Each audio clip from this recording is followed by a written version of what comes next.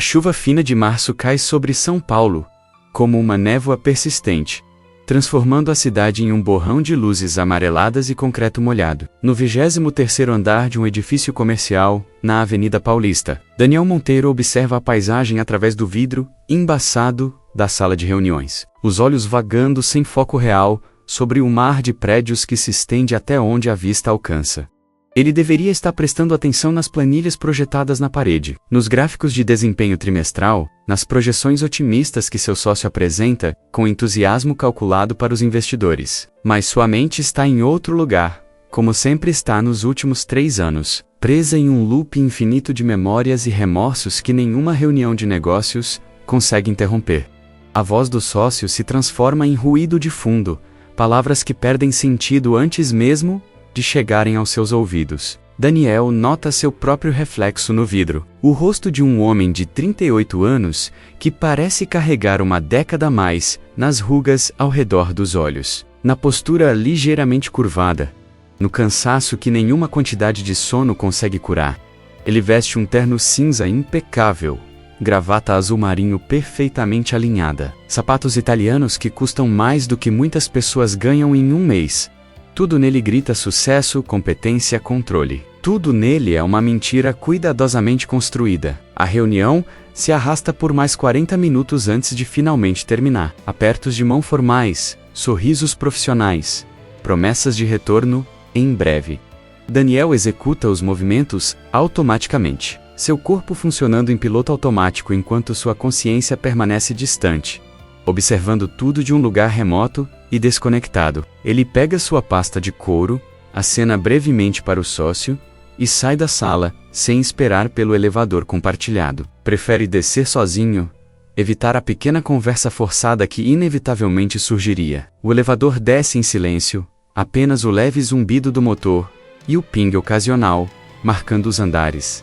Daniel fecha os olhos e respira fundo, tentando afastar a sensação de aperto no peito que o acompanha desde que acordou. Ou, talvez, desde que dormiu. Ou talvez desde 3 anos atrás, quando o mundo como ele conhecia, deixou de existir em uma noite de fogo e fumaça, e gritos, que ele nunca realmente ouviu, mas que sua imaginação reconstruiu 1000 vezes, em detalhes vívidos e terríveis. Helena, o nome atravessa sua mente como sempre faz, uma faca afiada que corta com precisão cirúrgica.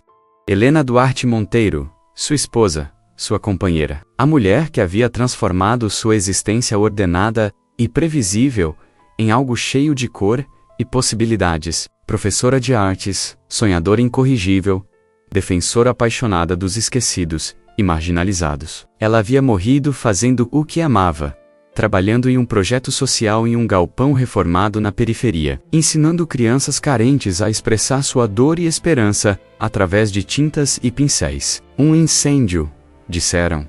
Curto-circuito na fiação antiga. Ela estava sozinha trancada por dentro. Quando os bombeiros conseguiram entrar, já era tarde demais.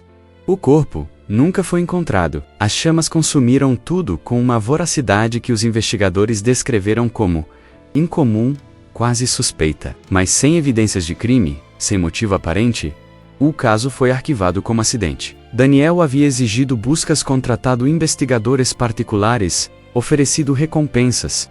Por 6 meses, ele perseguiu cada pista, cada rumor, cada possibilidade desesperada de que houvesse um erro, de que ela estivesse em algum lugar, esperando para ser encontrada. Até que os investigadores gentilmente sugeriram que ele precisava aceitar a realidade, que estava apenas prolongando seu sofrimento. Até que seus amigos pararam de atender suas ligações porque não sabiam mais o que dizer. Até que ele finalmente desistiu. Deixou o apartamento que haviam compartilhado e se mudou para um lugar menor, mais estéril, onde nada o lembrasse do que havia perdido, exceto que tudo o lembrava. Cada rua de São Paulo, cada café onde haviam tomado chocolate quente em manhãs chuvosas, cada galeria de arte que ela o arrastava aos sábados, a cidade inteira era um memorial vivo de Helena. E ele não conseguia escapar mesmo quando tentava. O elevador atinge o térreo com um solavanco suave.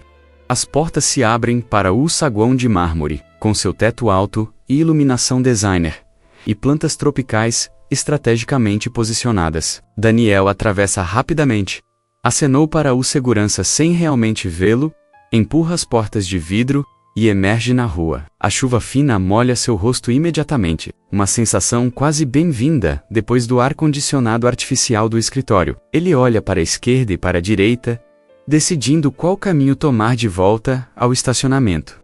É quando ele ouve a voz, um grito agudo, desesperado, cortando através do ruído do trânsito e das conversas abafadas dos pedestres. Daniel se vira e vê um menino correndo em sua direção, esquivando-se de transeuntes irritados, seus pés descalços batendo no concreto molhado. O garoto não pode ter mais de 12 anos, magro demais para a altura, vestindo uma camiseta rasgada e shorts sujos que já foram azuis, mas agora são de uma cor indefinida, entre cinza e marrom. Seu rosto é sujo, manchas de algo escuro sob os olhos, cabelo desgrenhado colado à testa pela chuva. O menino corre direto para Daniel, parando a poucos centímetros dele, ofegante, os olhos arregalados com algo que parece ser terror puro. Daniel recua instintivamente, sua mão apertando a pasta contra o peito, já formulando a recusa educada que aprendeu a dar aos inúmeros pedintes que abordam executivos bem vestidos no centro de São Paulo. Mas, antes que ele possa falar, o garoto agarra sua manga com dedos sujos e começa a falar em uma torrente desesperada de palavras. Ela está viva. O Senhor precisa acreditar em mim. Eu vi ela. Eu juro que vi. Ela estava atrás do restaurante velho na Rua dos Pinheiros, revirando os sacos de lixo. O cabelo dela é castanho, mas está todo embaraçado. Agora, ela tem uma marca no rosto. Uma cicatriz assim, ó. Do lado esquerdo, ela estava usando um casaco verde todo rasgado. E ela falou sozinha. Eu ouvi. Ela disse um nome. Disse Daniel. Ela disse seu nome. Daniel Congela. O mundo ao redor parece desacelerar.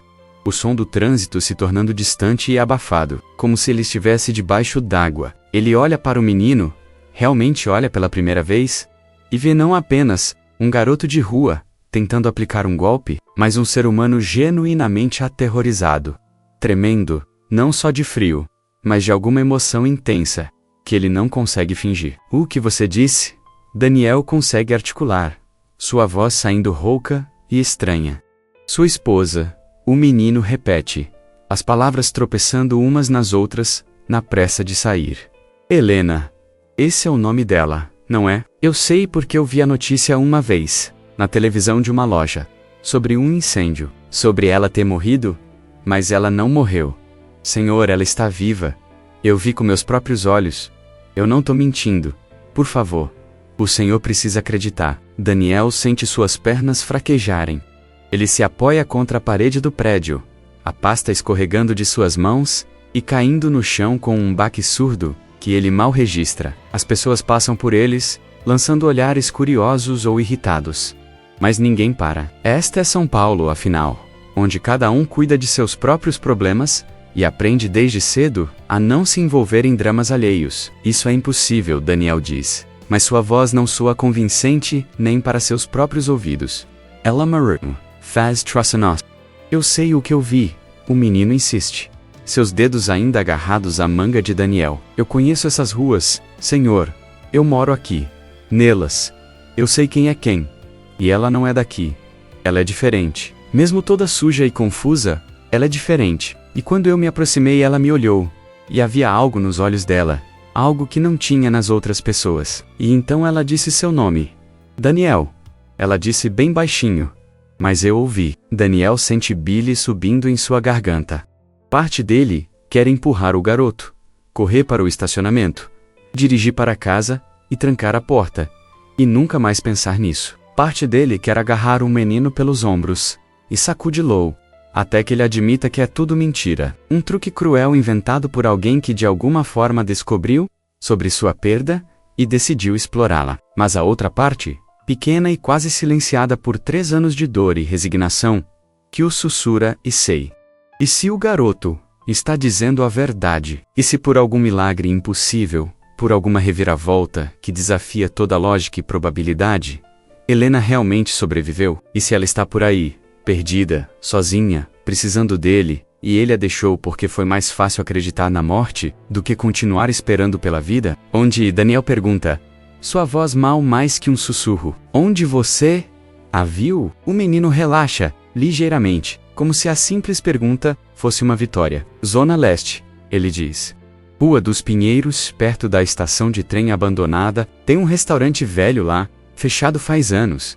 E tem uns sacos de lixo atrás que o pessoal das ruas vasculha. Ela tava lá essa manhã, bem cedinho, antes do sol nascer direito. Daniel olha para o céu, calculando mentalmente. São quase 4 da tarde agora. Horas se passaram. Se havia alguém lá, provavelmente já foi embora. Mas o menino parece ler seus pensamentos e acrescenta rapidamente, ela mora por perto, eu acho. Porque eu já vi ela algumas vezes na área. Sempre nos mesmos lugares, ela meio que fica circulando pelas mesmas ruas. Você pode me levar lá? Daniel pergunta. Já sabendo que é loucura, que está se permitindo ser manipulado, que vai acabar em algum beco escuro sendo assaltado por comparsas do garoto.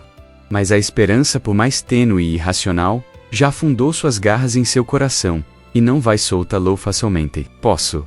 O menino responde imediatamente. Mas tem que ser agora, senhor, porque ela se move, sabe? Nunca fica muito tempo no mesmo lugar. E tem que me prometer uma coisa. O quê? Se for ela de verdade? Se a gente encontrar ela, e for realmente sua esposa, o senhor vai me ajudar? Vai me tirar da rua? Eu não aguento mais, senhor, eu estou cansado. Eu quero dormir numa cama de verdade. E não ter que ficar procurando comida no lixo, e fugir de gente que quer me machucar. A honestidade crua na voz do menino atinge Daniel como um soco. Ele olha para o garoto de verdade agora. Vê além da sujeira e dos trapos. Vê uma criança que deveria estar na escola, brincando, sendo criança, não negociando sua sobrevivência com estranhos na rua. Helena teria parado tudo para ajudar esse menino. Helena teria se ajoelhado, olhado nos olhos dele, e prometido que tudo ficaria bem, mesmo que ela não tivesse certeza de como cumprir essa promessa. Tudo bem. Daniel ouve-se dizendo, se você me levar até ela, se for realmente minha esposa, eu vou ajudar você. Você tem minha palavra. O menino estende a mão, pequena e suja, mas firme. Meu nome é Kaique. Kaique Santos. Daniel aperta a mão dele, sentindo calos que uma criança não deveria ter. Daniel Monteiro. Mas acho que você já sabia disso. Kaique sorri pela primeira vez. Um sorriso rápido que ilumina brevemente seu rosto e revela uma falta de 2 dentes na frente. E sabia? Eu li sobre o senhor nos jornais velhos, que eu acho às vezes. O senhor é rico. Não é sobre dinheiro, Daniel diz automaticamente. Mas sabe que é exatamente sobre dinheiro, pelo menos em parte. Dinheiro é poder, é recursos, é a capacidade de fazer coisas acontecerem. E se Helena realmente está viva, ele vai precisar de tudo isso, e muito mais. Eles começam a caminhar, Kaique seguindo na frente com a confiança de quem conhece cada esquina e atalho da cidade. Daniel pega sua pasta do chão e a segue debaixo do braço, consciente de como deve parecer ridículo seguindo um menino de rua descalço pelas ruas de São Paulo. Seu telefone vibra no bolso, provavelmente seu sócio querendo discutir a reunião. Mas ele ignora. Nada mais importa agora além de chegar aonde Kaique está levando-o. Eles pegam um táxi na esquina. O motorista olhando desconfiado para Kaique, até Daniel deslizar uma nota de R$ 50 pela abertura, no acrílico protetor. Zona Leste, ele diz. Rua dos Pinheiros. O táxi atravessa a cidade enquanto a tarde vai escurecendo. A chuva fina dando lugar a uma garoa persistente, que transforma tudo em tons de cinza. Daniel olha pela janela, vendo São Paulo se transformar gradualmente à medida que eles se afastam do centro próspero e adentram bairros mais pobres, onde as ruas ficam mais estreitas, os prédios mais baixos e deteriorados, as pessoas nas calçadas mais cansadas e desconfiadas. Kaique permanece quieto durante a viagem, suas mãos pequenas apertadas em punhos sobre as coxas, os olhos fixos na janela. Daniel quer fazer perguntas, quer saber mais sobre o que exatamente o menino viu, sobre como ele tem certeza, sobre 1000 detalhes que podem confirmar ou destruir a esperança frágil que está crescendo em seu peito, mas não consegue formar as palavras. Então eles viajam em silêncio, 2 estranhos unidos por uma busca improvável. O táxi finalmente para em uma rua que já viu dias melhores. Lojas fechadas com tabuletas desbotadas lixo acumulado nas sarjetas, grafite cobrindo quase todas as superfícies disponíveis. Algumas pessoas circulam pelas calçadas, a maioria parecendo não ter destino particular, apenas existindo no espaço entre um lugar e outro. Daniel paga o motorista e sai do carro, imediatamente sentindo-se exposto e fora de lugar, com seu terno caro e postura de classe média alta. Kaique toca seu braço levemente. Precisa tirar o relógio, senhor. E a gravata? Chama muita atenção. Daniel hesita apenas um segundo antes de concordar. Ele tira o relógio Rolex que Helena lhe deu em seu aniversário de 5 anos de casamento. Guarda-o no bolso interno do paletó, depois remove a gravata e a dobra cuidadosamente. Kaique observa com aprovação antes de começar a andar. Eles seguem por ruas cada vez mais deterioradas, passando por becos escuros e lotes vagos cheios de entulho. Daniel mantém-se perto de Kaique, confiando na familiaridade do garoto com o território. Algumas pessoas os observam passar com interesse variável, mas ninguém os aborda. Aparentemente, estar com Kaique oferece algum tipo de proteção implícita. É ali, Kaique finalmente diz, apontando para um prédio de 2 andares com janelas quebradas e uma fachada que já foi verde. Mas agora, é principalmente mofo e sujeira. A placa acima da porta ainda é parcialmente legível. Restaurante Popular São José. Os sacos de lixo ficam nos fundos. Kaique continua, guiando Daniel por um beco lateral estreito onde água escura escorre entre pedras soltas e lixo acumulado. O cheiro é forte, uma mistura de decomposição e urina, e algo doce e enjoativo que Daniel não consegue identificar. Ele respira pela boca, tentando não deixar a náusea vencê-lo. O beco se abre para um pequeno pátio, cercado por muros altos cobertos de vidro quebrado no topo. Montes de sacos de lixo pretos estão empilhados contra a parede traseira do restaurante, alguns rasgados e derramando seu conteúdo no chão. 3 pessoas vasculham entre os sacos, 2 homens de idade indefinível e uma mulher jovem com um bebê amarrado às costas, com um pano. Kaique olha ao redor, seus olhos escaneando cada canto do pátio. Daniel sente seu coração afundar. É óbvio que Helena não está aqui.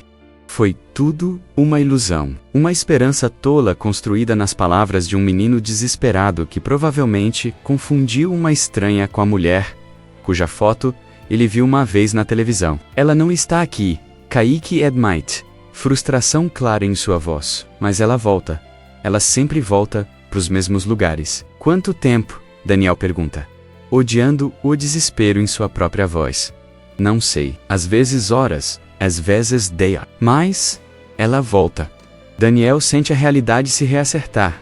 A loucura do que está fazendo, batendo nele com força total. Ele está em um beco perigoso na zona leste, com um garoto de rua que ele acabou de conhecer, procurando por uma mulher morta com base em nada além de palavras e esperança. Ele deveria ir embora agora, voltar para sua vida ordenada, aceitar o que os investigadores disseram há 3 anos. Mas ele não vai, porque mesmo que as chances sejam mínimas, mesmo que provavelmente acabe em decepção, ele não pode simplesmente ir embora sem tentar. Não dessa vez. Vamos esperar, ele diz. Kaique olha para ele com surpresa evidente. Sério? Sério? Onde podemos esperar sem sermos muito óbvios? Kaique pensa por um momento. Depois aponta para um prédio adjacente com uma escada de incêndio externa. Ali, dá para ver o pátio daqui, mas ninguém olha para cima muito. Eles sobem a escada enferrujada cuidadosamente, cada degrau rangendo sob seu peso de uma maneira que faz Daniel questionar se a estrutura vai aguentar. No segundo andar, Kaique para em um pequeno patamar parcialmente escondido por uma parede de tijolos quebrada. Daqui, eles têm uma visão clara do pátio de lixo abaixo, mas estão escondidos nas sombras. Daniel se acomoda contra a parede, sentindo a umidade do tijolo através de seu paletó. Kaique se agacha ao lado dele com a facilidade de quem está acostumado a esperar em lugares desconfortáveis. O silêncio se instala entre eles, preenchido apenas pelos sons distantes do trânsito e o ocasional grito ou risada das ruas abaixo. Quanto tempo você está na rua?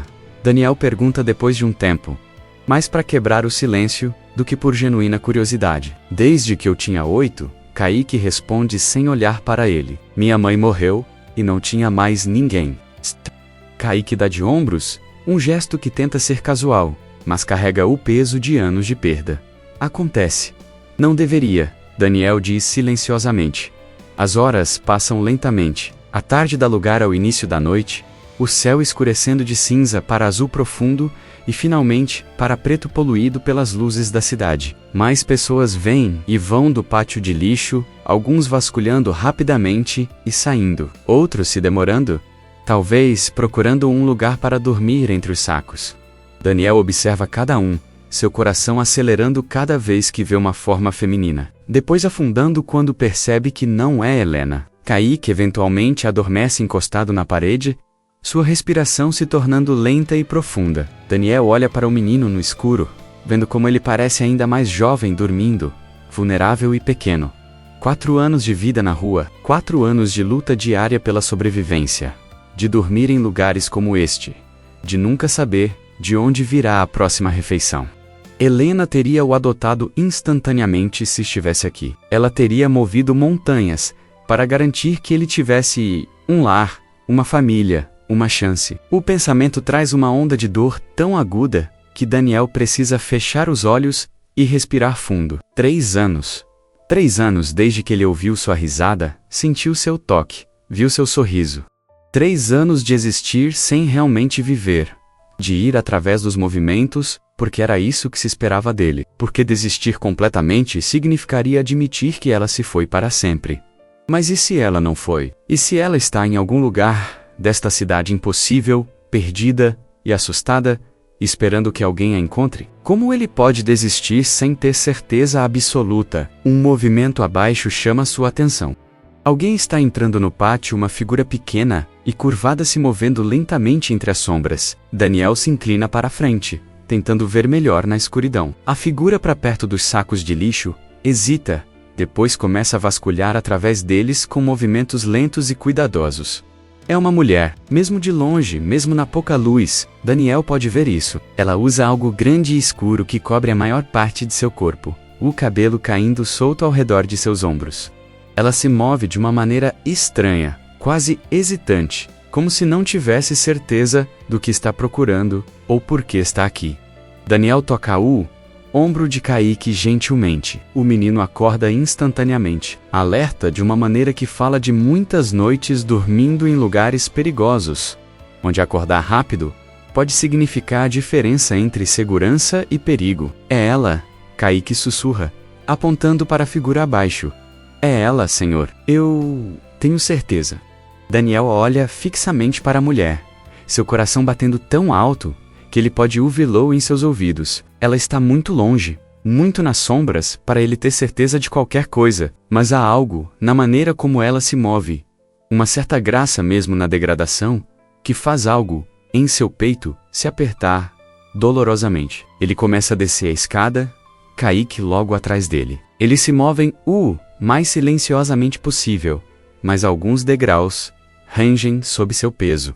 A mulher abaixo não parece notar, absorta em sua busca através do lixo. Quando eles chegam ao nível do chão, Daniel para por um momento, de repente aterrorizado pela possibilidade de estar errado, ou pior ainda, está certo. Se for ela, se for realmente Helena, o que ele vai dizer? Como ele explica por que parou de procurar? Por que a deixou para morta quando ela estava aqui o tempo todo, perdida e sozinha? Mas Kaique não tem tais hesitações.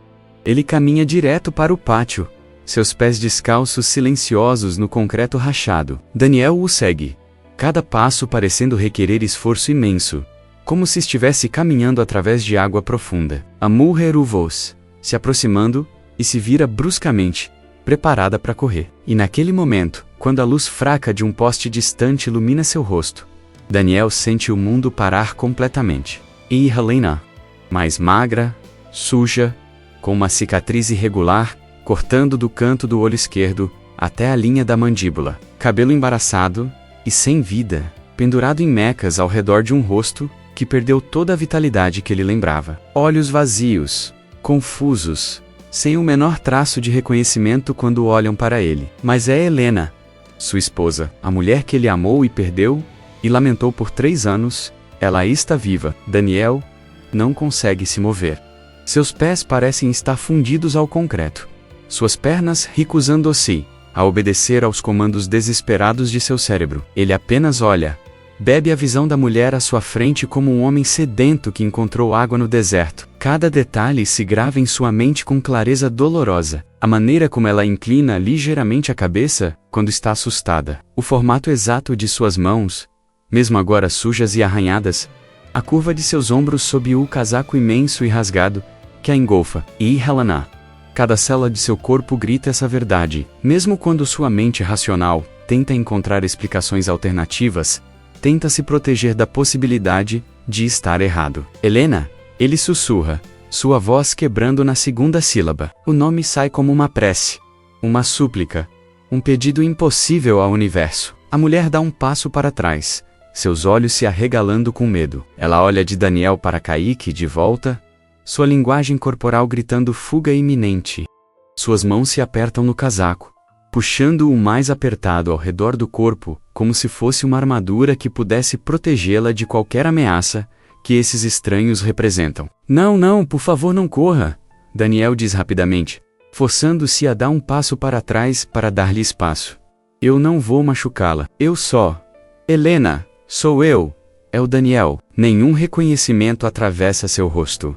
Ela apenas continua olhando para ele com aquela expressão vazia e assustada, como um animal acuado que está calculando suas chances de escape. Daniel sente seu coração se despedaçar de novo, de uma maneira diferente, mas igualmente devastadora, como quando lhe disseram que ela havia morrido. Porque uma coisa é perder alguém para a morte, mas outra completamente diferente é tê-los de volta mais perdidos, de uma forma mais profunda e terrível. Ela não lembra de você, Kaique diz suavemente ao lado dele, sua voz carregando uma compreensão que não deveria pertencer a uma criança de 12 anos. Ou talvez lembre, mas não direito. Tem gente nas ruas assim? Cabeça toda bagunçada, Daniel força-se a respirar, a pensar, a não simplesmente entrar em colapso sob o peso de emoções conflitantes que ameaçam esmagá-lo. Ele precisa ser cuidadoso aqui. Precisa não assustá-la mais do que já está. Precisa encontrar uma maneira de atravessar as paredes que claramente se ergueram ao redor de sua mente. Helena, ele tenta novamente, sua voz mais calma agora, mais controlada. Meu nome é Daniel? Daniel Monteiro? Nós nos conhecemos. Você se lembra de mim, mesmo que seja só um pouco? Ela inclina a cabeça, estudando seu rosto com uma intensidade que faz a esperança inflamar em seu peito. Por um momento, apenas um momento, algo atravessa seus olhos. Um lampejo de algo que pode ser reconhecimento, ou pode ser apenas confusão. Ela abre a boca, fecha menos-a novamente. Depois sussurra tão baixo que ele quase não ouve, Daniel. Sim, ele responde, lágrimas queimando em seus olhos.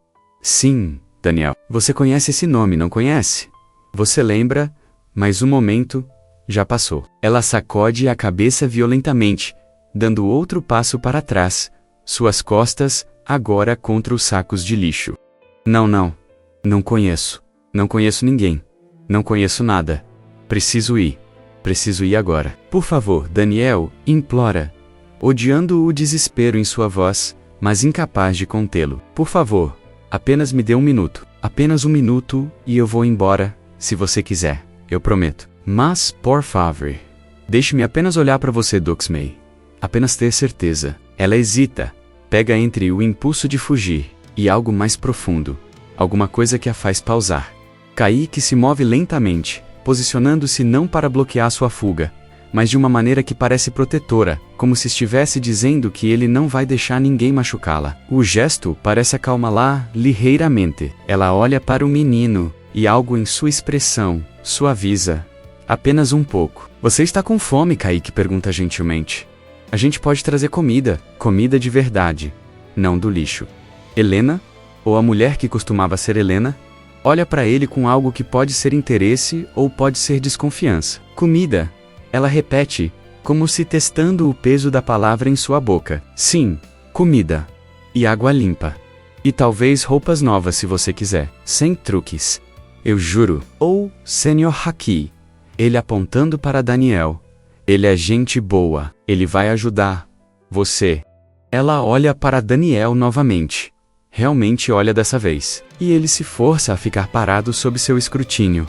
A deixá-la estudá-lo sem fazer movimentos bruscos. Ele pode ver seu cérebro trabalhando, processando, tentando conectar pontos que seu trauma e tempo nas ruas fragmentaram em pedaços irreconhecíveis. Yutei com Haku, ela finalmente diz.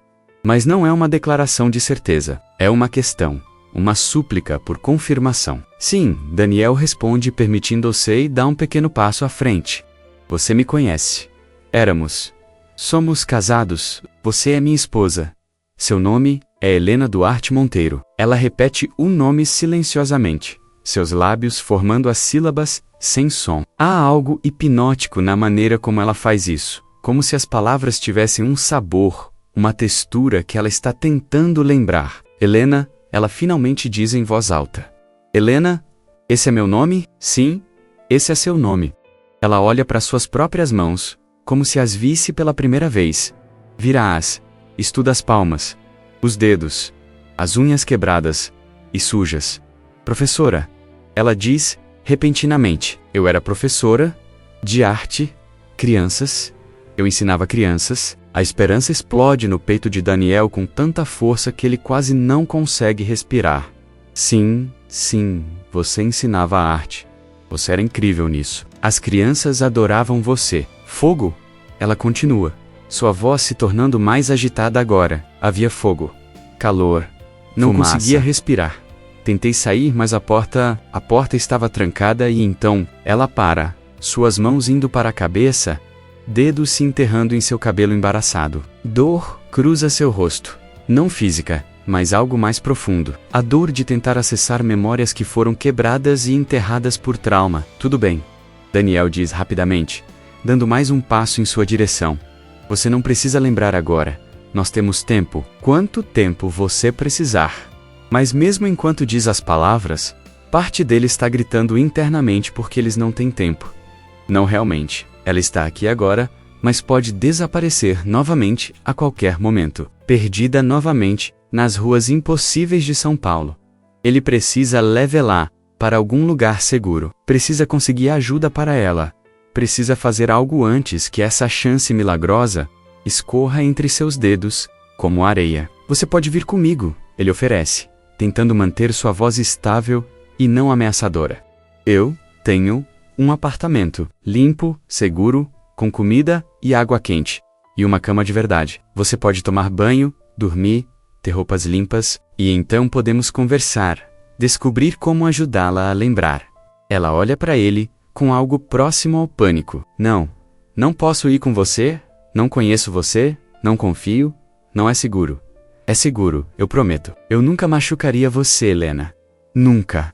Mas ela está sacudindo a cabeça novamente, recuando para as sombras. Daniel sente a oportunidade escorregando. Sente-a se fechando contra ele. Não importa o que ele diga. Desespero o inunda, fazendo-o querer agarrá-la, forçá-la a vir. Mas ele sabe que isso seria a pior coisa que poderia fazer. Se ele a assustar agora, se ele a força, ele pode podiclar completamente. Kaique toca seu braço levemente. Deixa ela ir por agora, ele sussurra. Ela vai voltar. E quando voltar, estaremos aqui.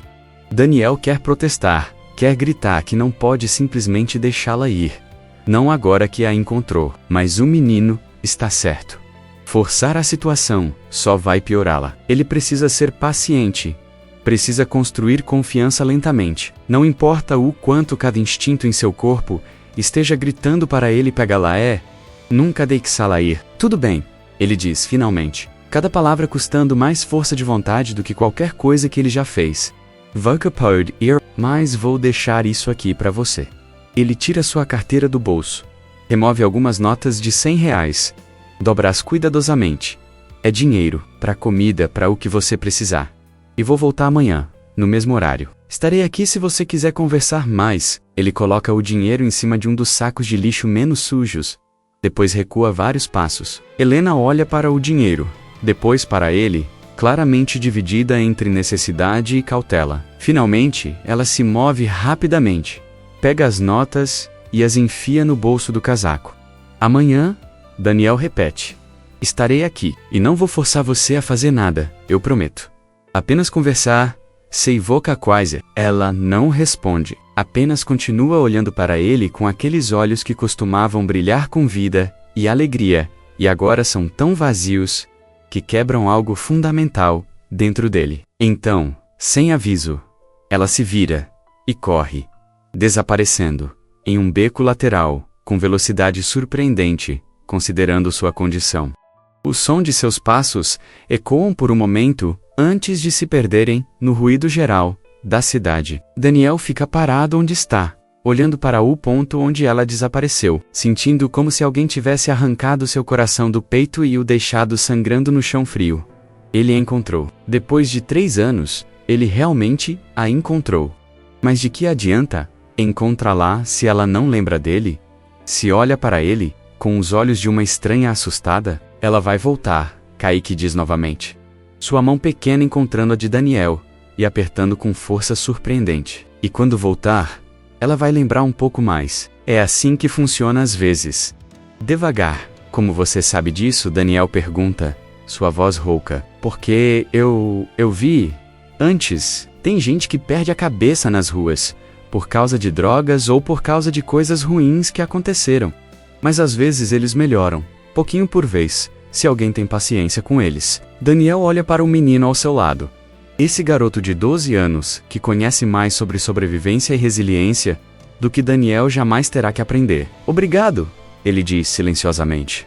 Por me encontrar, por me trazer aqui, por não desistir quando eu estava pronto para pensar que você estava mentindo. Kaique dá de ombros, mas Daniel pode ver o prazer no gesto, a satisfação de ter feito algo importante. Eu disse que ia ajudar. E o senhor disse que ia me ajudar também se fosse ela. Então a gente tá junto nisso agora, né? Estamos, Daniel concorda. Estamos juntos nisso. Eles deixam o pátio lentamente. Daniel olhando para trás várias vezes, como se Helena pudesse magicamente reaparecer. A noite caiu completamente agora. A zona leste ganhando uma qualidade ainda mais perigosa sob as luzes fracas e intermitentes dos postes. Pessoas circulam nas sombras, suas intenções impossíveis de discernir. Daniel está hiperconsciente de sua roupa cara, de sua postura que grita classe e privilégio, de como ele é claramente um alvo fácil em um território que não conhece, mas Kaique o guia, com confiança através das ruas, virando em becos que parecem idênticos ao olho destreinado de Daniel, mas que claramente têm significados específicos para aqueles que os conhecem. Eles passam por grupos de pessoas reunidas em portas, por mulheres com olhares cansados encostadas em paredes, por homens fumando coisas que definitivamente não são cigarros comuns. Ninguém os incomoda. Talvez porque Kaique é conhecido aqui, talvez porque há algo em Daniel agora que deixa claro que ele não está em condições de ser explorado facilmente. Finalmente, chegam a uma rua mais movimentada, onde táxis ocasionalmente passam. Daniel acena para um, e eles entram. O motorista olhando ainda mais desconfiado do que o anterior, mas aceitando o dinheiro quando Daniel o oferece. Andvoka Faika. Daniel pergunta a Kaique enquanto o táxi começa a se mover. Kaique hesita, depois diz: depende. Às vezes tem um lugar embaixo de uma ponte que é bom. Às vezes, na frente de uma loja que tem uns caixotes de papelão. Às vezes no abrigo se tiver espaço. Você vai ficar comigo hoje. Daniel Desai. Tenho um quarto de hóspedes. Você pode dormir lá. Kaique olha para ele com surpresa e algo que parece suspeita. Por quê? O senhor nem me conhece direito. Porque você me ajudou a encontrar minha esposa. E porque ela gostaria que eu fizesse isso. E porque ele admite silenciosamente, é a coisa certa a fazer. O menino considera isso por um longo momento antes de acenar lentamente. Tá bom. Mas só por hoje. E o senhor não pode tentar nada estranho. Não vou tentar nada, Daniel promete. Apenas uma cama, comida e um lugar seguro por uma noite. O resto da viagem acontece em silêncio. Daniel olha pela janela, mas não vê realmente nada. Sua mente ainda presa naquele pátio de lixo. Nos olhos vazios de Helena, na maneira como ela disse seu nome como se fosse uma palavra estrangeira que ela estava tentando pronunciar corretamente. 3 anos. 3 anos ela esteve viva, vagando pelas ruas, perdida em sua própria mente, enquanto ele a chorava e seguia em frente. A culpa é esmagadora. Um peso físico em seu peito que torna difícil respirar. O que aconteceu com ela? Ele pergunta em voz alta, não esperando realmente uma resposta. Como alguém sobrevive a um incêndio, é dado como morto e acaba nas ruas sem ninguém perceber? Acontece mais do que o senhor pensa. Kaique responde, tem muita gente nas ruas que ninguém sabe quem são. Sem documento, sem nome, sem ninguém procurando. Às vezes porque querem, mas às vezes porque perderam tudo, e ninguém se importou em procurar direito. As palavras atingem Daniel como um tapa. Ninguém se importou em procurar direito. Ele procurou, contratou investigadores, ofereceu recompensas. Mas por quanto tempo? 6 meses, 8? E então ele desistiu. Aceitou o que era mais fácil de acreditar, permitiu que as pessoas o convencessem de que ele precisava seguir em frente. Enquanto isso, Helena estava por aí, sozinha, assustada, perdida, precisando dele. Eu deveria ter continuado procurando, ele diz, mais para si mesmo do que para Kaique. O senhor não sabia. O menino responde pragmaticamente. E está procurando agora. É isso que importa. O táxi finalmente para na frente do prédio de Daniel, um edifício moderno de 15 andares em Pinheiros, com portaria 24 horas e segurança visível.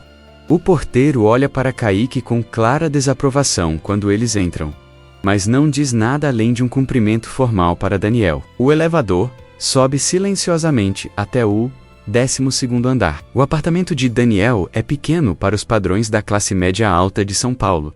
Apenas 2 quartos. Mas é impecavelmente limpo e minimalista de uma maneira que sugere alguém que não está realmente vivendo, mas apenas existindo no espaço. Paredes brancas, móveis modernos em tons de cinza e preto.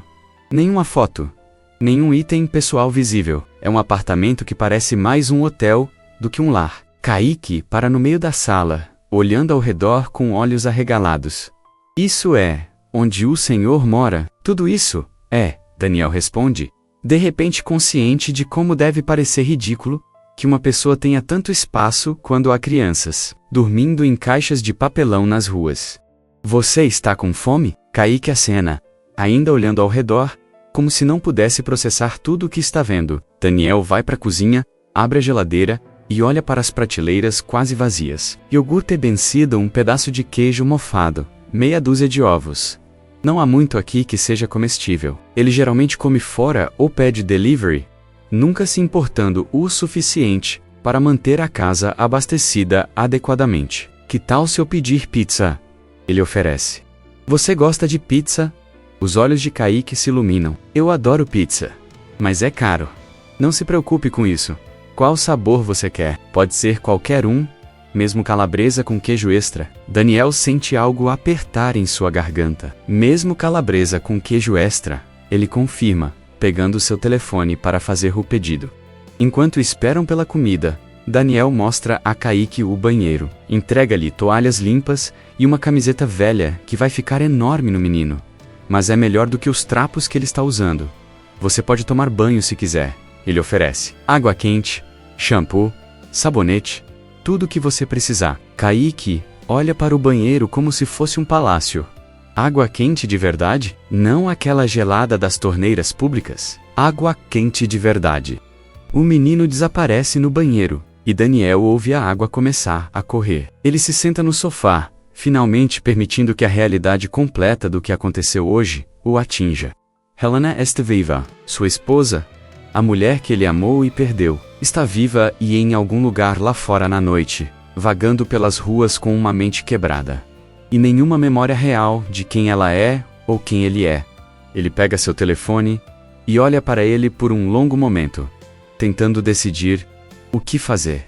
Deveria ligar para a polícia? Para um hospital? Para algum tipo de serviço social?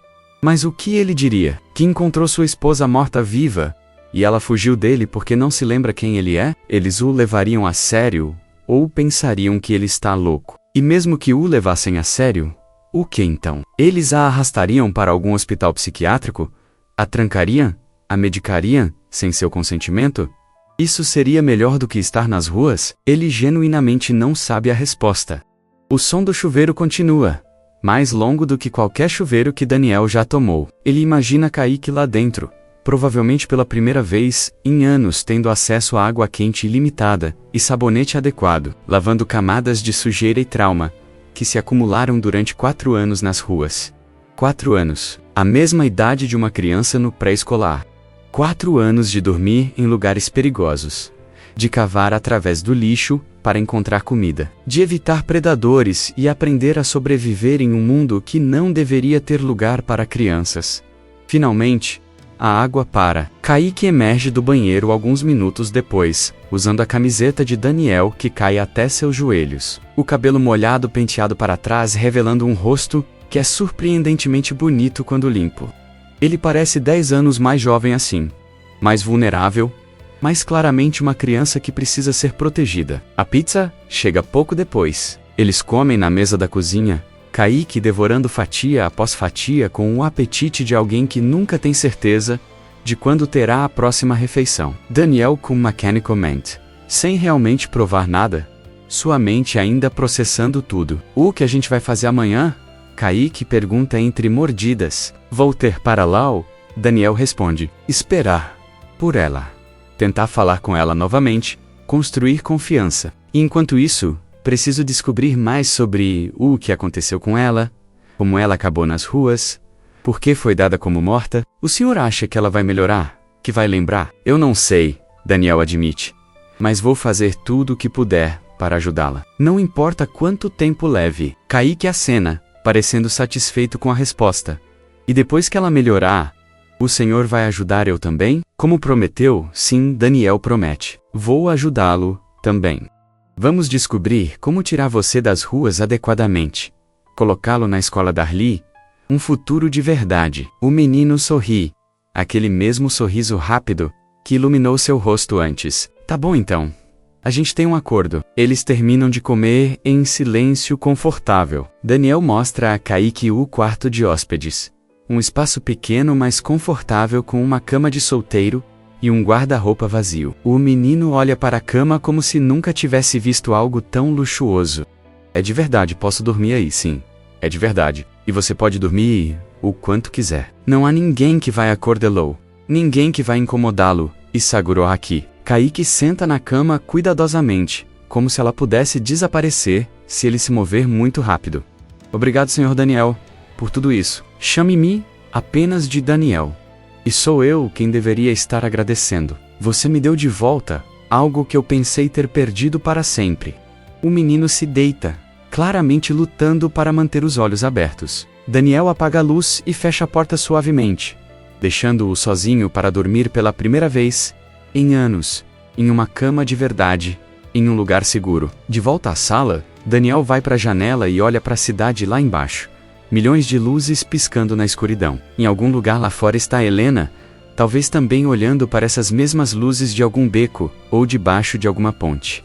Ele pressiona a testa contra o vidro frio, sentindo o peso esmagador de tudo que precisa fazer, tudo que precisa descobrir. Mas por baixo do medo e da culpa e da confusão, há algo mais. Esperança, frágil, assustadora, mas inegavelmente real. Ela está viva, contra todas as probabilidades, contra toda lógica. Helena está viva, enquanto houver vida. A possibilidade de cura, de recuperação, de talvez, apenas talvez, encontrar um caminho de volta um para o outro. Ele fica na janela por horas, observando a cidade respirar e pulsar, até que finalmente, a exaustão o vence, e ele se arrasta para sua própria cama. Mas mesmo então, o sono não vem facilmente. Quando finalmente adormece, ele sonha com fogo e fumaça, e uma mulher gritando seu nome, de algum lugar, que ele não consegue alcançar. Não importa o quanto corra. Daniel acorda antes do amanhecer, arrancado de um sono inquieto por sonhos fragmentados, que se dissolvem no momento em que abre os olhos. Por um momento, desorientador. Ele não tem certeza se tudo foi real, ou apenas mais uma fantasia cruel, que seu cérebro construiu para torturá-lo. Mas então ele ouve um som vindo do quarto de hóspedes, o rangido suave de molas de colchão, e a memória de ontem volta correndo de volta. Kaique, o pátio de lixo. Helena viva, olhando para ele sem reconhecê-lo. Ele se levanta rapidamente. Veste-se com roupas casuais, jeans e uma camiseta simples. Nada que chame atenção onde eles vão passar o dia. Quando sai do quarto, encontra Kaique já acordado, sentado na beira da cama, ainda usando a camiseta enorme que Daniel lhe emprestou, olhando pela janela para a cidade que está começando a despertar. Você dormiu bem? Daniel pergunta da porta. Kaique Seivirá, um sorriso pequeno tocando seus lábios. Foi a melhor noite de sono que eu tive em anos. Eu nem lembro como é dormir sem ter medo de alguém me roubar ou me machucar. As palavras atingem Daniel com força. Ele nunca pensou realmente sobre isso. Sobre o privilégio de simplesmente deitar e dormir sem medo. Algo tão básico que a maioria das pessoas toma como garantido. Venha, ele diz gentilmente. Vamos tomar café. E então precisamos ir. Quero estar lá quando ela aparecer. Eles comem rapidamente. Torradas e café para Daniel, suco e cereais para Kaique, que os devora como se fossem uma refeição gourmet. Daniel observa o menino comer e sente uma determinação crescente cristalizar em seu peito. Ele vai ajudar este garoto. Vai tirar ele das ruas adequadamente, não apenas por uma noite, mas permanentemente. Helena teria feito isso sem hesitar, e ele vai honrar sua memória, ou talvez sua presença viva, fazendo o mesmo. Antes de saírem, Daniel para no quarto extra e pega algumas roupas velhas que ainda servem nele, mas que ficaram grandes em Kaique, um par de tênis que ele nunca usa, meias limpas, uma calça de moletom que pode ser ajustada com um cordão. Não é perfeito, mas é melhor do que os trapos que o menino usava ontem. Kaique veste as roupas com cuidado reverente, como se fossem as coisas mais preciosas que já possuiu. Quando está vestido, ele parece menos como um menino de rua, e mais como qualquer outra criança de 12 anos, indo para a escola. A transformação é notável, e Daniel se pergunta quantas outras crianças como Kaique estão lá fora, invisíveis para pessoas como ele, que passam correndo em suas vidas confortáveis. Eles pegam o metrô desta vez, em vez de um táxi, Daniel querendo conservar dinheiro para o que pode vir pela frente. A viagem é longa, atravessando a cidade de oeste a leste, de bairros prósperos, para aqueles esquecidos pelo progresso. Kaique fica colado à janela, observando a paisagem mudar, ocasionalmente apontando lugares que ele conhece, contando histórias curtas sobre coisas que aconteceram aqui ou ali. Daniel escuta, aprendendo mais sobre a vida nas ruas do que jamais soube ou quis saber. Kaique fala sobre a hierarquia invisível que existe entre os sem-teto, sobre lugares seguros e perigosos, sobre as pessoas que ajudam e aquelas que exploram. Ele fala sobre adultos que oferecem comida em troca de favores que fazem o estômago de Daniel revirar, sobre gangues que recrutam crianças para traficar drogas ou roubar, sobre a polícia que às vezes ajuda, mas mais frequentemente apenas move todo mundo para frente sem resolver nada.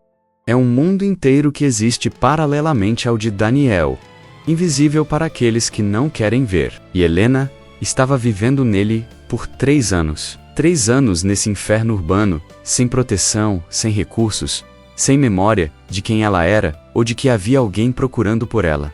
O pensamento é insuportável. Eles descem na mesma estação de ontem e caminham pelas ruas agora familiares até o pátio de lixo. É mais cedo do que ontem?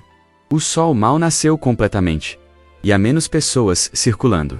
Daniel e Kaique encontram um lugar diferente para esperar desta vez. Um prédio abandonado do outro lado da rua, com uma visão clara do pátio, mas menos exposto do que a escada de incêndio de ontem. As horas se arrastam. Daniel tenta ser paciente, mas cada minuto parece uma eternidade. Ele observa cada pessoa que passa, esperando ver a figura familiar de Helena aparecer. Algumas pessoas vêm vasculhar o lixo, mas nenhuma é ela. O sol sobe, o dia esquenta, e ainda nenhum sinal. E se ela não vier? Daniel pergunta em voz baixa. E se ontem a assustamos e ela decidiu evitar este lugar agora? Ela vai vir. Kaique insiste com a confiança de quem conhece os padrões das ruas. Ela sempre volta para os mesmos lugares. É tipo uma rota que ela faz. Só precisa ter paciência. Mas a paciência de Daniel está se esgotando. Cada momento sem Viela é uma agonia. Cada minuto que passa é mais um minuto em que algo terrível pode estar acontecendo com ela. Ele pensa em todas as coisas horríveis que podem acontecer com uma mulher vulnerável nas ruas. E tem que forçar esses pensamentos para longe antes que o façam enlouquecer. São quase 2 da tarde quando Kaique de repente se endireita, Apontando lá, ele sussurra: é ela. Daniel olha e sente seu coração saltar. Helena está atravessando a rua em direção ao pátio, movendo-se com aquela mesma hesitação cautelosa de ontem.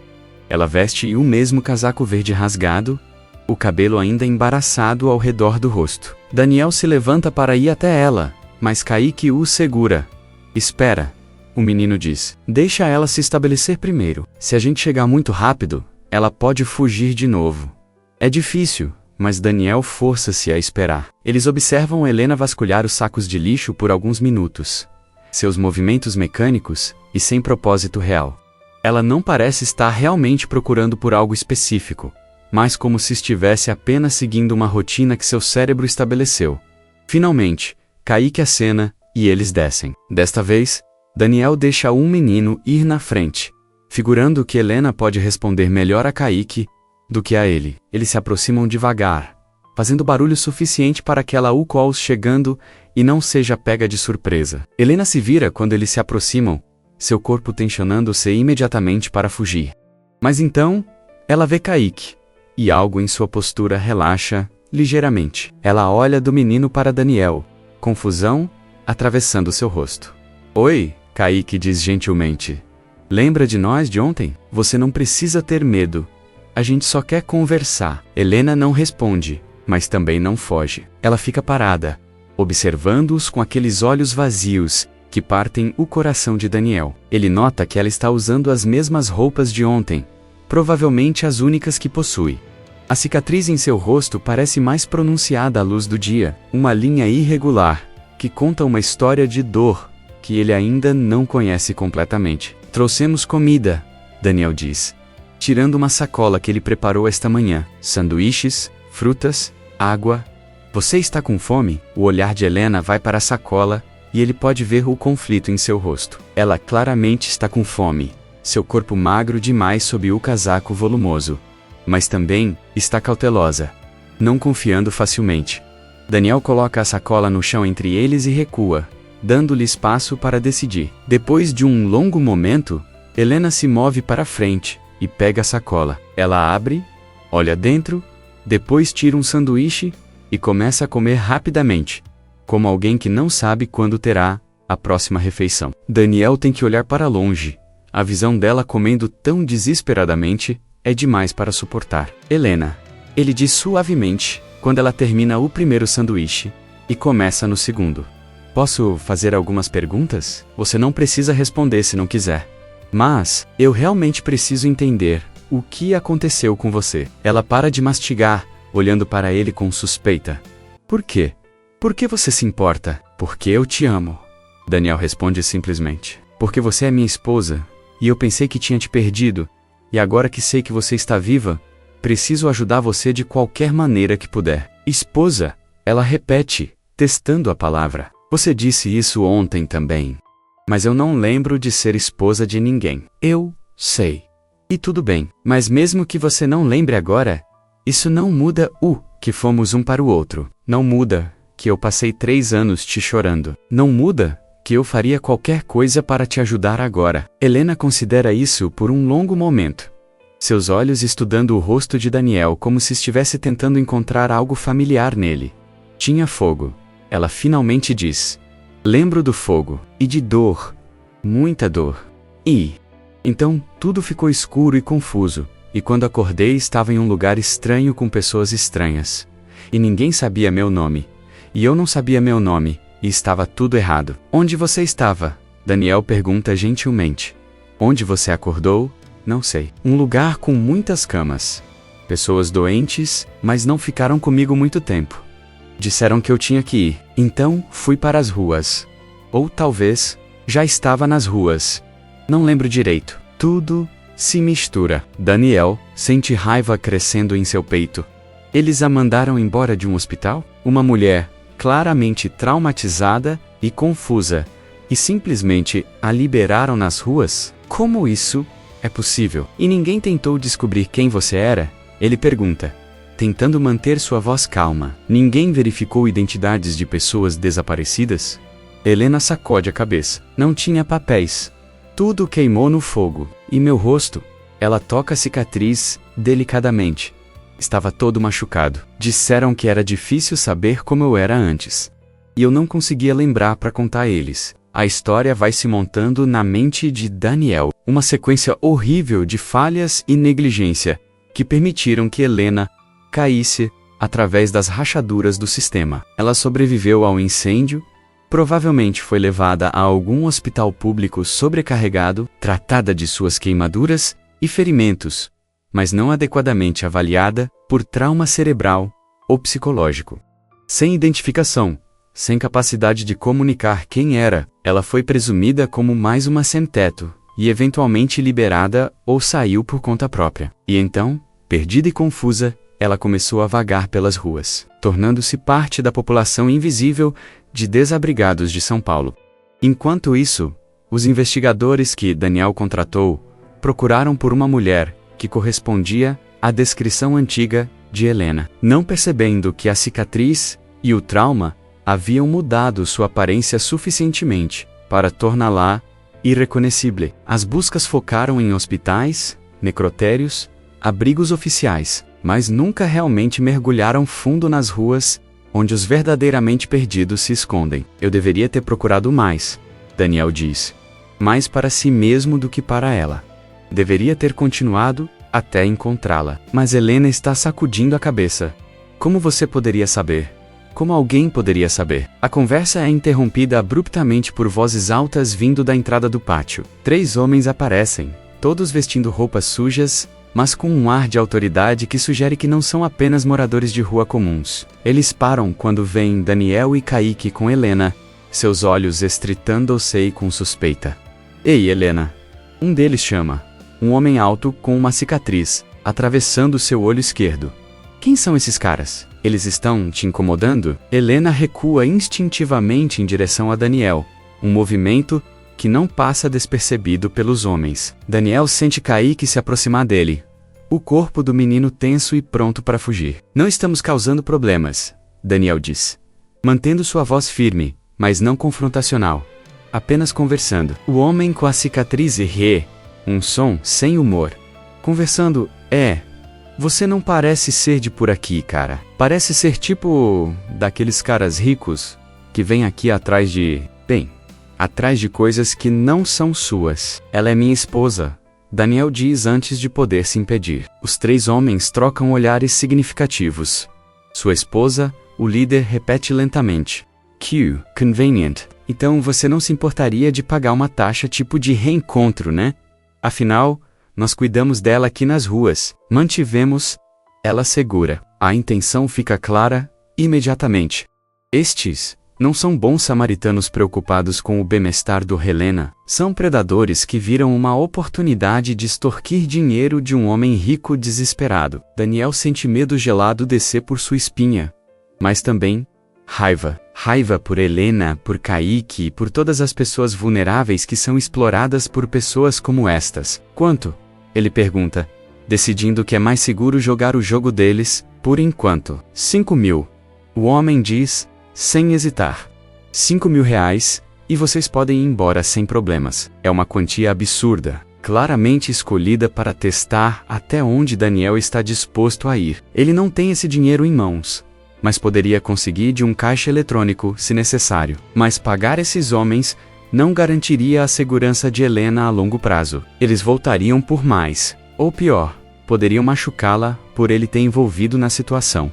Deixa eu te fazer uma contraproposta, Daniel diz, tentando soar mais confiante do que se sente. Vocês saem do caminho e deixam a gente ir.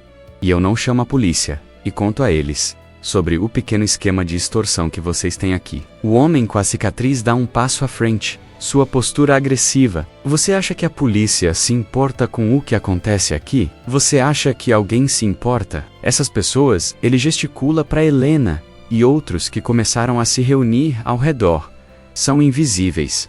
Ninguém nota quando elas desaparecem. Ninguém pergunta questões. As palavras são uma confirmação terrível do que Daniel já suspeitava. Helena não foi apenas vítima de um acidente e negligência hospitalar. Ela foi ativamente explorada por pessoas que fazem uma vida predando os vulneráveis. Pessoas como estes homens, que controlam território, que mantém as vítimas dependentes e assustadas, que lucram com o sofrimento. A situação está escalando perigosamente. Daniel pode sentir a tensão no ar. Pode ver nos olhos dos homens que eles não estão blefando. Ele toma uma decisão rápida. Kaique, ele diz calmamente, quero que você corra. Agora, vá buscar ajuda. Mas o menino sacode a cabeça teimosamente. Não vou te deixar.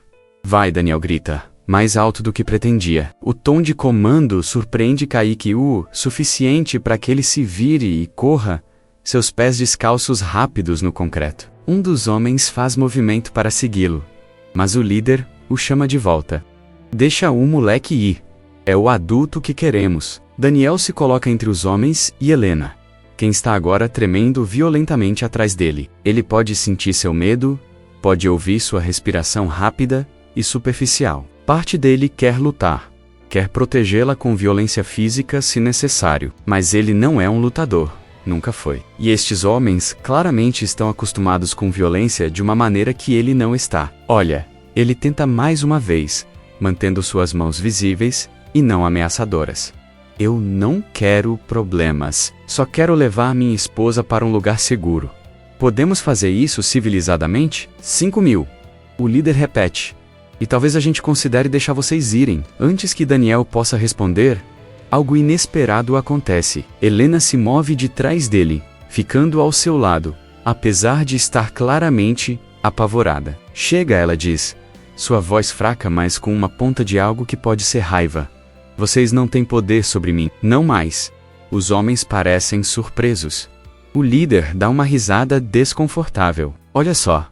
Nossa Helena cresceu uma espinha. Você lembra que quem te deu comida quando você não tinha nada fomos nós? Lembra quem te protegeu? Protegeu, Helena repete, e há definitivamente raiva em sua voz agora. Vocês me drogaram. Me mantiveram confusa. Usaram eu e outras como nós para conseguir dinheiro e comida que vocês ficavam para si mesmos. Isso não é proteção, isso é prisão. As palavras atingem Daniel como um soco no estômago. Eles a drogaram, mantiveram ela dependente. O quadro completo está finalmente ficando claro. E é ainda mais horrível do que ele imaginou. Estes homens, e outros como eles, operam essencialmente uma rede de escravidão moderna, mantendo pessoas vulneráveis dependentes através de drogas e medo, usando-as para gerar renda, enquanto as mantém em condições subhumanas. Você não sabe do que está falando, o líder diz. Mas há nervosismo em sua voz agora. Sua cabeça está toda bagunçada. Lembra, você não pode confiar em suas próprias memórias. Mas pela primeira vez desde que Daniel ao encontrou Helena, parece totalmente presente, totalmente consciente. Seus olhos, que estavam tão vazios antes, agora queimam com uma clareza que é quase assustadora. Eu lembro, ela diz. Lembro de você forçando pílulas em minha boca. Lembro de você batendo em mim quando eu recusava. Lembro de você vendendo outras mulheres para homens que pagavam. Eu lembro de tudo agora. A situação explode em movimento. O líder avança para Helena, mas Daniel se joga na frente dele, absorvendo o impacto. Eles caem no chão juntos. Daniel lutando desesperadamente, apesar de não ter treinamento ou habilidade. Ele consegue dar alguns golpes, mas os outros dois homens rapidamente se juntam, e logo ele está sendo espancado por múltiplos oponentes. Através da dor e confusão, ele ouve Helena gritando. Ouve mais vozes, o som de sirenes de polícia ao longe. Kaique deve ter conseguido buscar ajuda. Ou talvez, alguém mais chamou. Seja como for, os atacantes de Daniel de repente recuam, fugindo do pátio, antes que a polícia chegue. Daniel fica no chão, sangrando de um corte acima do olho, costelas doendo, de chutes. Mas ele está vivo. E mais importante, Helena está segura. Ela se ajoelha ao lado dele, suas mãos tocando seu rosto com uma gentileza que ele não sentia há 3 anos. Daniel, ela sussurra. E há algo diferente em sua voz agora. Algo que soa como reconhecimento, como memória retornando. Daniel, eu lembro. Eu lembro de você. Eu lembro de nós. As lágrimas descem pelo rosto dele, misturando-se com sangue. Helena, você realmente lembra? Não tudo, ela admite, mas pedaços, imagens, sentimentos. E eu sei que você é importante. Eu sei que eu te amava. Amo. A polícia chega, seguida por Kaique, e uma mulher que Daniel não reconhece inicialmente. Mas então ela se apresenta como Márcia, assistente social, que trabalhou com Helena anos atrás, no projeto onde ocorreu o incêndio. Kaique a encontrou em um centro comunitário próximo, e ela veio imediatamente. O que se segue é um turbilhão de atividade. Daniel e Helena são levados ao hospital para tratamento. Daniel para seus ferimentos relativamente menores, Helena para uma avaliação médica completa e exame psiquiátrico. Kaique os acompanha, recusando-se a deixá-los, e ninguém tem coração para separá-lo deles. No hospital, enquanto médicos e assistentes sociais circulam ao redor deles, a história completa lentamente emerge. Helena sobreviveu ao incêndio, mas sofreu ferimentos graves e trauma cerebral significativo. Ela foi levada a um hospital público, tratada de suas queimaduras, mas na confusão e falta de recursos, nunca recebeu a avaliação neurológica adequada. Sem identificação e incapaz de comunicar coerentemente, ela foi presumida como sem teto pré-existente e eventualmente liberada, ou saiu por conta própria. Durante um momento de confusão nas ruas, ela foi rapidamente identificada por predadores que reconheceram sua vulnerabilidade. Eles a drogaram com substâncias que mantinham sua memória fragmentada e sua vontade suprimida, usando ela e outras mulheres em situação similar em esquemas de mendicância forçada e outras formas de exploração. Durante 3 anos, Helena existiu em um estado de semiconsciência, seguindo rotinas que lhe foram impostas, incapaz de lembrar totalmente quem era, ou que havia outra vida esperando por ela. Mas, ver Daniel, ouvir seu nome repetidamente, começou a quebrar as paredes que trauma e drogas haviam construído em sua mente. E o confronto com seus captores, a raiva e medo que isso despertou, finalmente rompeu as últimas barreiras, permitindo que memórias suprimidas viessem à superfície. As investigações que se seguem levam à prisão não apenas dos 3 homens do pátio, mas de toda uma rede de exploradores. Dezenas de vítimas são identificadas e oferecidas ajuda. A história vira notícia nacional, lançando luz sobre o lado escuro da população em situação de rua de São Paulo e as redes criminosas que operam nas sombras. Mas para Daniel, Helena e Kaique, o foco não está na cobertura da mídia ou na justiça sendo feita. Está na lenta, difícil, mas esperançosa jornada de reconstrução, que está apenas começando. Helena passa semanas no hospital. Depois é transferida para uma instalação de reabilitação especializada em trauma e dependência química. Daniel visita todos os dias, às vezes apenas sentando com ela em silêncio, às vezes conversando sobre memórias que ela está gradualmente recuperando. Não é um processo linear. Alguns dias ela lembra mais, outros dias um nevoeiro volta. Mas lenta, pacientemente, ela está encontrando o seu caminho de volta. Kaique, verdadeiro a promessa de Daniel, é colocado em um programa de acolhimento através de assistência social. Mas Helena, em um dos seus momentos de maior clareza, insiste que ele deve fazer parte de suas vidas. Ela não pode ser mãe totalmente ainda. Não enquanto está lutando com sua própria recuperação, mas ela pode ser uma presença, um ponto de conexão, alguém que se importa. Daniel se vê navegando um mundo completamente novo. Ele trabalha com advogados para estabelecer tutela temporária de Kaique, garantindo que um menino tenha acesso à educação, moradia segura e apoio psicológico. Ele trabalha com médicos e terapeutas para entender as necessidades de Helena e como melhor apoiá-la. Ele aprende sobre trauma, sobre recuperação, sobre paciência e esperança, em medidas que nunca imaginou precisar. Meses passam. O inverno dá lugar à primavera. Helena é eventualmente liberada da reabilitação, não completamente curada, porque esse tipo de trauma nunca cura completamente, mas gerenciável. Ela volta a morar com Daniel, mas eles tomam as coisas devagar, reconstruindo sua relação não como era, mas como pode ser agora, com todas as cicatrizes e mudanças que os anos trouxeram. Kaique se matricula na escola, e depois de uma adaptação difícil, começa a prosperar. Ele visita Daniel e Helena regularmente e lentamente, sem ninguém realmente planejar. Ele se torna uma família improvável, não no sentido tradicional, mas no sentido que importa menos pessoas que escolheram se importar umas com as outras, que se apoiam através de dificuldades, que encontram alegria nos pequenos momentos de conexão. Em uma tarde de domingo, 6 meses após aquele primeiro encontro no pátio de lixo, os 3 se encontram em um café simples na Zona Leste.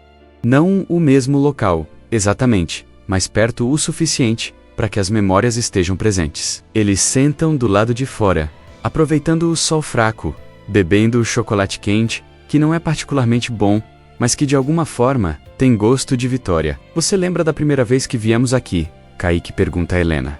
Quando você ainda não sabia quem era a gente. Helena sorri, um sorriso verdadeiro que ilumina seu rosto apesar das cicatrizes. Lembro, ela diz, ou pelo menos. Lembro de lembrar. Algumas memórias são mais como histórias que me contaram do que coisas que realmente experimentei, mas eu as mantenho mesmo assim. E você? Daniel pergunta, tocando sua mão delicadamente sobre a mesa. Você se arrepende de tudo isso? Da dificuldade? Ela considera a pergunta seriamente antes de responder. Não, ela finalmente diz. Não me arrependo de estar viva. Não me arrependo de ser encontrada. Não me arrependo de ter vocês dois em minha vida. O que aconteceu foi horrível. E as cicatrizes, ela toca seu rosto. Nunca vão embora completamente. Mas estamos aqui. E estamos juntos. Isso tem que significar alguma coisa. Significa tudo, Daniel responde. E ele acredita nisso com cada fibra de seu ser. Significa tudo. Kaique pega seu chocolate quente e levanta como se fosse um brinde. A gente sobreviveu, ele diz, com a seriedade de quem conhece o verdadeiro peso dessas palavras. A gente sobreviveu e agora a gente está vivendo de verdade. Daniel e Helena erguem suas canecas para encontrar a dele. A gente sobreviveu. Eles repetem juntos, e naquele momento, sentados em um café barato na Zona Leste, 3 pessoas que foram quebradas por trauma e perda e negligência sistêmica encontram algo próximo à paz. Não porque tudo está perfeito. Não porque as feridas curaram completamente, mas porque eles têm um ao outro, porque eles escolheram não desistir, nem de si mesmos, nem uns dos outros. O sol brilha através das nuvens, lançando luz dourada sobre a cidade que quase os destruiu, mas finalmente os uniu. E por agora, neste momento, isso é suficiente. Eles terminam seus chocolates quentes, conversam sobre planos para a semana seguinte, sobre a apresentação da escola de Kaique, sobre a consulta médica de Helena, sobre o trabalho de Daniel, coisas mundanas, coisas normais, coisas que pessoas em famílias fazem. E é exatamente isso que eles são agora, contra todas as probabilidades.